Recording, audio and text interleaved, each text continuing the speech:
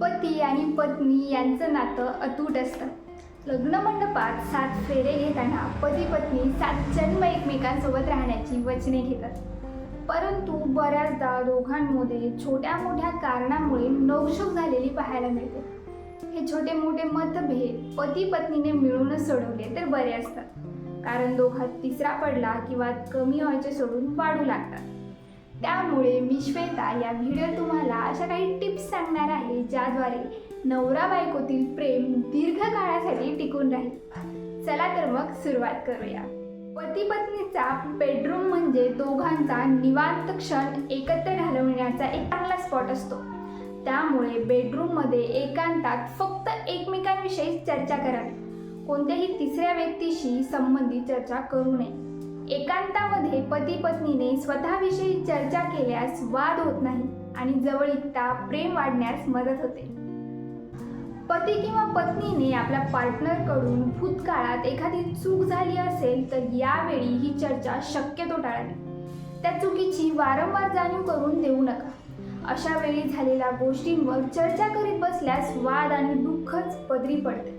यामुळे जुन्या चुकांवर जास्त चर्चा न करत बसता भविष्याबद्दल बोला.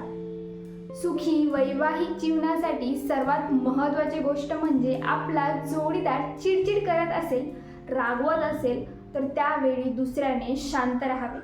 जर पती पत्नी दोघेही एकाच वेळी रागाने भांडू लागले तर परिस्थिती सुधारण्याऐवजी बिघडत जाते.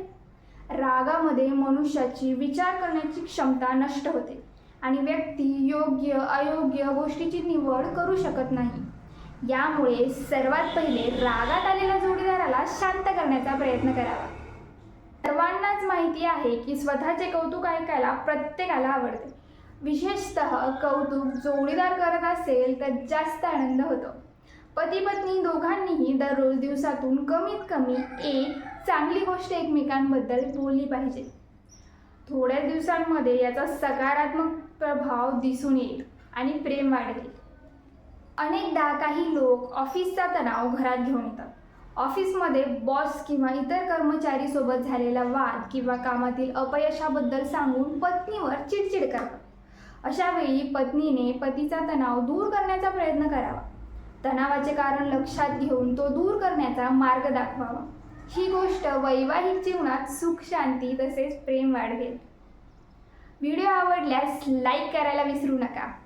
स्टे ट्यून विथ फिलिंग्स मनातल्या.